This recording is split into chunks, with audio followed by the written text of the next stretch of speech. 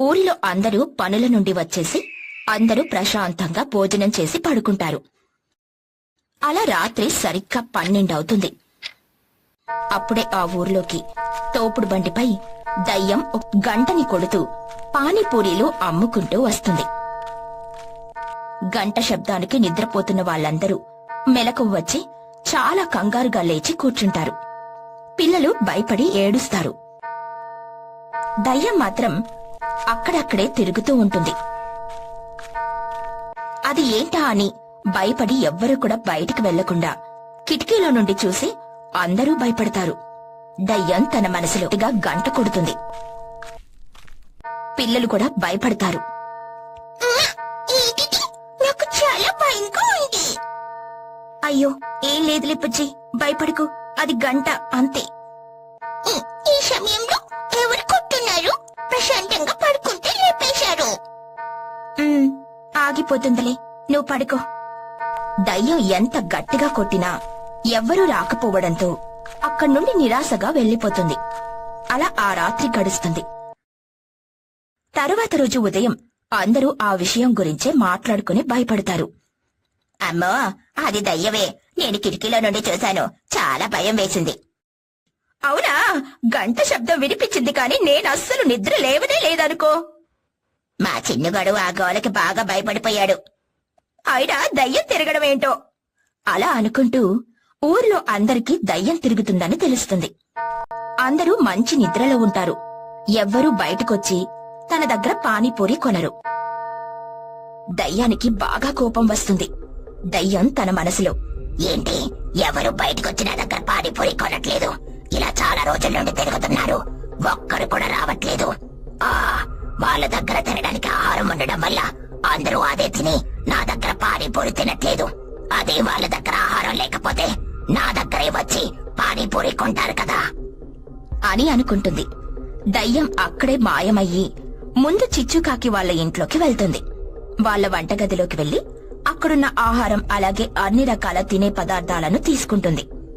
ఆహారంతో పాటు నీళ్లు కూడా తీసేస్తాను, అప్పుడు పానీపూరి నీళ్ల కోసమైనా వస్తారు. అలా అనుకుని నీళ్లతో సహా అన్ని తీసుకుని మాయమైపోతుంది. ఆ తర్వాత తుని పిచ్చుక వాళ్ళ ఇంట్లోకి వెళ్తుంది. అలానే అందరి ఇంట్లో ఆహార పదార్థాలను నీళ్లనన్నిని కూడా తీసేస్తుంది. అందరి ఇంట్లో సరుకులను ఖాళీ చేసేస్తుంది. అవన్నీ తీసుకుని తాను చాలా ఆనందపడుతుంది. ఇప్పుడు ఎవరి ఇంట్లోని తినడానికి ఏమీ ఉండవు, నా దగ్గర పానీపూరి ఎలా కొనకుండా ఉంటారో నేను కూడా చూస్తాను. రేపట్టుండి నా వ్యాపారం బాగుంటుంది. అలా అనుకుని దయ్యం అందరి ఆహారాన్ని తీసుకుని అక్కడి నుండి వెళ్లిపోతుంది. అలా ఆ రోజు రాత్రి గడుస్తుంది. తరువాత రోజు ఉదయం అందరూ లేచి చూసేసరికి అసలు ఎవరింట్లో కూడా ఆహారం నీళ్లు ఉండవు. దానితో ఏం జరిగిందో తెలియక అందరూ చాలా భయపడతారు. బుజ్జి, మన ఇంట్లో సరుకులు, ఆహారం, నీళ్లు అన్నీ ఏవి? ఏంటి బుజ్జి ఈ మాయ? అసలు ఇంట్లో ఏమీ లేవు. అవన్నీ ఎక్కడికి పోతాయి? దొంగలు పడ్డారంటావా? అయినా ఆహారం మాత్రమే తీసుకుని వెళ్లారు. ఏంటో ఏమీ అర్థం అవ్వట్లేదు. అలా మాట్లాడుకుంటూ ఉంటారు. ఇంతలో చిచ్చుకాకి వచ్చి తుని పిచ్చుకని పిలుస్తుంది. తుని పిచ్చుక వెంటనే బయటికి వెళ్తుంది. ఏంటి చిచ్చు, ఏంటి విషయం? ఉదయాన్నే వచ్చావు? తుని, మా ఇంట్లో ఆహారం అంతా ఏమైందో తెలియట్లేదు. నీ దగ్గర ఏమైనా సరుకులుంటే కొంచెం ఇస్తావా? అవునా చిచ్చు, మా ఇంట్లో కూడా ఏమీ కనిపించట్లేదు. అదేంటి, అయితే మా ఇంట్లో మాత్రం కనిపించకుండా పోలేదా? మీ ఇంట్లో కూడానా? అవును చిచ్చు, ఇప్పుడే నేను కూడా చూశాను. అసలేం అర్థం అవ్వట్లేదు. సరే పద, ఎవరినైనా అడుగుదాం. అలా ఇద్దరూ కలిసి లూసీ పావురం దగ్గరికి వెళ్తారు.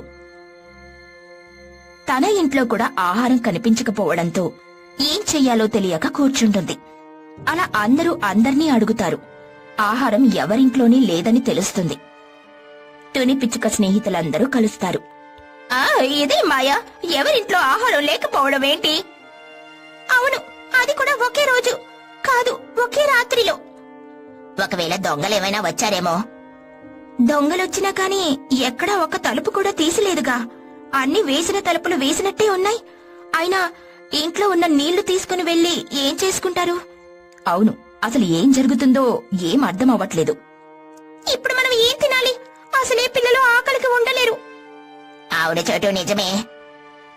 ఒకరింట్లో ఆహారం పోయిందంటే ఒక లెక్క, ఎవరింట్లో కూడా లేకపోతే ఎవరిని అడుగుతాం?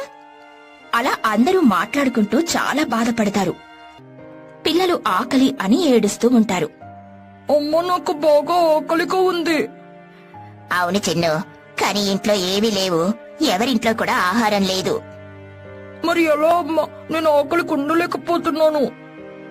ఈ రోజుకు ఓపిక పట్టురా చిన్ను. అలా అందరూ ఇబ్బంది పడుతూ ఉంటారు. ఇక రాత్రవుతుంది. అందరూ ఆకలితో పడుకుంటారు. అప్పుడే దయ్యం మళ్ళీ గంట కొడుతూ పానీపూరి అమ్ముతూ వస్తుంది. అప్పుడే బుజ్జికి బాగా ఆకలిస్తుంది. నాకు బాగా ఆకలిగా ఉంది, నేనెళ్ళి ఆ పానీపూరి తిని వస్తాను. వద్దు బుజ్జి, ఈ సమయంలో పానీపూరి ఎందుకు అమ్ముతుందో? లేదమ్మా, నేను వెళ్తున్నాను, నువ్వు కూడా రా. వాళ్ళమ్మతో చెప్పి బుజ్జి పిచ్చుక పానీపూరి కోసం వెళ్తుంది. దయ్యం చాలా ఆనందంగా చూస్తూ ఉంటుంది. బుజ్జి పిచ్చుక ఏమాత్రం భయపడదు. నాకు పానీపూరి కావాలి.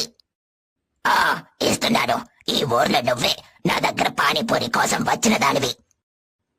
మా ఇంట్లో ఆహారం లేదు, ఉదయం నుండి చాలా బాధపడుతున్నాం, ఆకలిగా ఉంది. ఆకలిగా ఉందా? తిరు. దయ్యం పానీపూరినిస్తుంది. బుజ్జి పిచ్చుక తృప్తిగా తింటుంది. ఇందులో తుని పిచ్చుక కూడా వస్తుంది. తాను కూడా బాగా తింటుంది. బుజ్జి పిచ్చుక వెళ్లి అందర్నీ పిలుస్తుంది. అందరూ వచ్చి ఆకలితో పానీపూరీలు తింటూ ఉంటారు. దయ్యం చాలా ఆనందపడుతూ అందరికీ గబగబా పానీపూరీలు పెడుతూ ఉంటుంది. అందరూ పొట్ట నిండా తినేస్తారు. నువ్వు రావడం వల్ల మా ఆకలి తీరింది. నిజానికి మీ అందరింట్లో ఆహారం అవి దొంగలించింది నేనే. అవునా? ఎందుకిలా చేశావు? నేను చాలా రోజుల నుండి ఇలా తిరుగుతున్నాను, ఎవరు నా దగ్గర పానీపూరీలు కొనట్లేదు. నాకు చాలా బాధగా అనిపించింది, అందుకే ఇలా చేశాను. అలా చేయడం వల్ల నీకేమొచ్చింది? మీరు రాత్రి సమయంలో ఆహారం తినడం వల్లే కదా నా దగ్గర పానీపూరి తినట్లేదు. దయ్యం నిజం చెప్పడంతో అందరూ కూడా తనని క్షమిస్తారు. అలా అని నువ్వందర్నీ ఇబ్బంది పెట్టడం తప్పు కదా? అవును, కానీ నాకేం చెయ్యాలో తెలియలేదు, అందుకే. సరే, ఇంకెప్పుడు ఇలా చెయ్యకు. చెయ్యను, కానీ మీరు కూడా రోజు రాత్రి భోజనం చెయ్యకండి, నా దగ్గరికొచ్చి పానీపూరి తినండి. సరే సరే, ఈసారి అలానే చేస్తాం. అందరూ అలా అనడంతో దయ్యం చాలా ఆనందపడి అక్కడి నుండి వెళ్లిపోతుంది. అందరూ కూడా ఆకలి తీరడంతో ఆనందపడతారు.